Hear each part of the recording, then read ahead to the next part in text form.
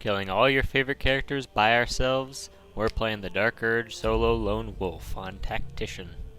This is not a full playthrough. I won't be covering all the bosses, and I'll be skipping some sections of the game. I'll be trying to limit my use of NPCs as much as possible, but some are mandatory or unavoidable, and of course game-controlled NPCs are out of my control. And of course, spoiler warning. Who are you? So like I said, we're going to be playing the Dark Urge, who is actually customizable, unlike the other playable characters you have. And since we're playing solo, there are some good builds you can go. For instance, the Monk has Shadow Monk, which is really good for a solo game, even a fighter. Although, we're going to be going for the Oathbreaker Paladin, since that seems very thematic. And what better oath to start with than the Oath of Devotion, which devotes itself to the protection of the innocent, something we will do not at all this run. We'll be as evil as possible. We won't get every single Dark Urge event because we'll be skipping some sections, but that's fine. Now I won't go too in depth in lore, but starting off we've been captured by mind flayers, these sort of eldritch horrors, and we're tasked with escaping. And it's not too long until we get our first kill of the run, a brain. With that pulverized, we meet our first humanoid of the run, a race you might not be familiar with at first, the Githyanki, who have deep lore related to the mind flayers. Starting off, we immediately enter a combat with her, so I leave her to the side while I clean up, after which I do a little more cleanup, and there we go. Free loot, better armor, and better under armor. Nice. Not soon after that, we encounter another NPC, Shadowheart, in need of saving. So we do our good due diligence and save her from captivity. Free at last. And she's got a cool box. Our first optional encounter is killing Commander Zulk, which we cannot do. At least not that I've tried. As we progress through the run, we're going to have more toys and we'll be able to do combats like these, but right now we just gotta run for it. He drops a pretty good sword, which would help on in the early game, but we don't really need it with the amount of magical weapons we'll be getting. After landing and stealthing up to some brains, we meet Asterion, my favorite corpse. After taking the hand of our beloved Gale, we get our first inspiration of the run. We'll be getting a lot of those, and I'll be showing you at the end. So we find some gobos, find a dead guy, and some druids who want to drive out the local populace. There's some lore in there, I don't know. But she's got a child captive who definitely did not perish to my impulsive thoughts. Now, Wrath.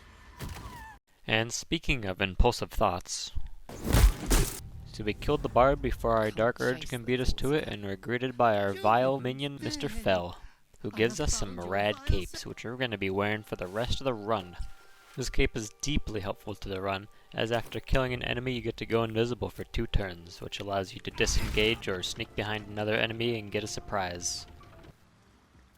Around this time, the Oathbreaker Knight shows up at our camp, letting us know that we've lost our oath and our oath is now the path of the Oathbreaker. Which, like I said, we won't really use the powers, but it's good lore, damn it. After saving Liam, we head to see the main drow in charge, Minthara. We convince her that we're going to help her massacre the Emerald Grove because we actually are.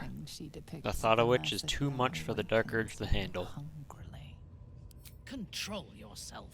After dispatching the rest of their highly armed warriors, we celebrate with the goblins in Minthara at camp. We have a slumber party, and after which I embrace her close.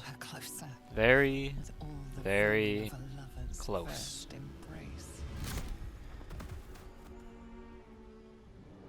Also, we unlocked our new Illithid powers, which will be very helpful in the future when we unlock powerful abilities like the ability to fly or a free counterspell. Unfortunately, I lost a lot of my footage of the Underdark, but in conclusion, I was able to kill the spectator by killing all of the stone statues first and then luring the spectator away, and then smiting it 50 times until it died. Additionally, we got the Boots of Speed from the Dwerger, which are going to keep on until the very end of the run, as well as some Haste Spores, which are going to help us with the Forge boss. What you're seeing in the background are miscellaneous parts of the run, like the Cuck Shack and the ruins, which for me was honestly the hardest fight of the run. Karlach also didn't appreciate what we did to her village, but she came around to it. Moving on to Grim, it took me a while to figure out how to beat him, but I was able to get a +1 Warhammer, and then use my Haste Spores to burst him down before smashing him with the big hammer in the middle for the final half of his health bar. Unfortunately also this footage is lost, and I tried to load the save which I had, but the lava wasn't loaded in and the valve was stuck, so I couldn't create an honest recreation of the fight. But I do have this save taken right after the fight ended, and you can kind of see how close it was. Now doing this does give us the adamantine splint armor, which is going to be the armor we're going to use for almost the rest of the game, just like the Boots of Speed, only getting replaced after the House of Hope, which we will be going to, if not just for the super magic items you can get there. Moving on to Act 2, we find ourselves at the last light inn, where we choose to extinguish it. We're able to just pick up enemies up top and then retreat down when we're invisible, so this fight isn't too hard, although it is time consuming, because there are several hundred enemies. Anyways, we get a quest from our best buds at the Absolute. We've got to find the ancient weapon, the Night Song, which we can find at the Temple of Shar. So we clear that out, free the Night Song, kill Malthazar, and wreak havoc on Ketheric Thorm.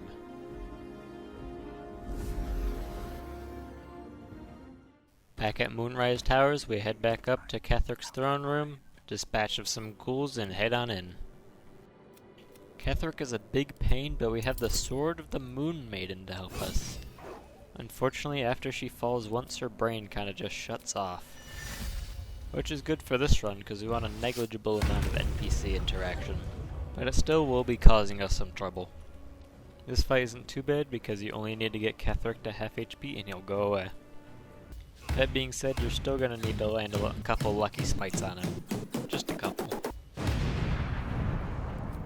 With RJ Simmons dealt with, he calls on his god to bring him down to the depths of hell, where we follow. Merkel, like Grim, is only weak to magical bludgeoning damage, which we still happen to have. Our best bet is to just burst down Merkel as fast as we can, smiting him down as much as possible. For all tough encounters, we'll be using haste to get enough action economy and do enough damage, like potions of speed or just casting haste. Here you can see me spending an action to kill a ghoul in order to go invisible with that cloak we got earlier. This is important because otherwise he'll target us with Finger of Death, which can do upwards of 90 damage. And he gets this when he sacrifices one of his ghouls. So if we start at the beginning of his turn invisible, he'll reveal us, but he won't be able to target us with Finger of Death. With these several tricks in mind and our health bar rapidly dwindling to 3 HP, we're able to burst him down in the end and claim the victory.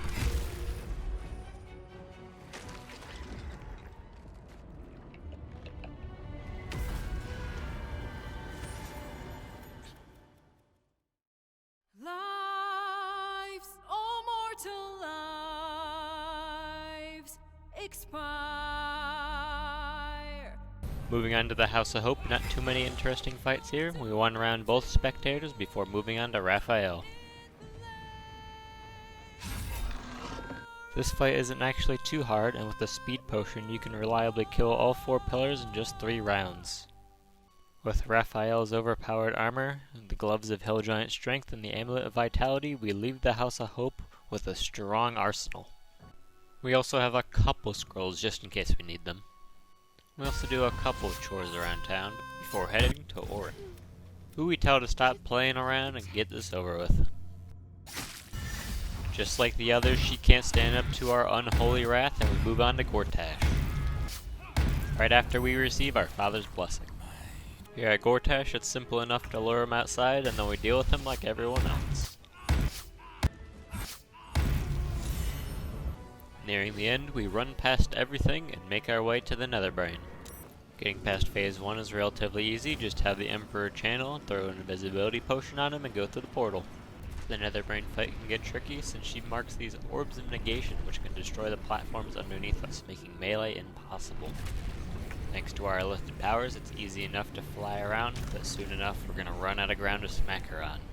Speaking of which, that time's now, and we're out of ground to smack her in melee range, so we're not going to be able to smite her anymore. This turn, our potion of speed is just about to run out, so we're going to have to go into lethargy preemptively and drink our last speed potion in our inventory. If we don't do this, she's bound to put an orb on us, and we're going to die the next turn.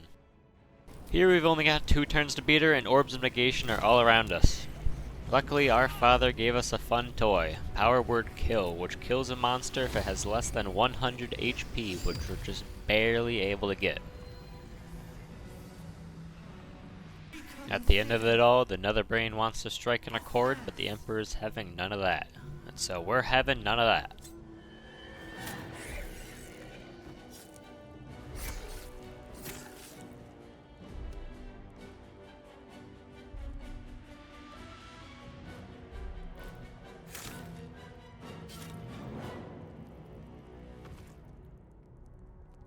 In the end, the Netherbrain corrupts all of our allies if we had them, and we sit atop our fleshy throne. In the name of Baal.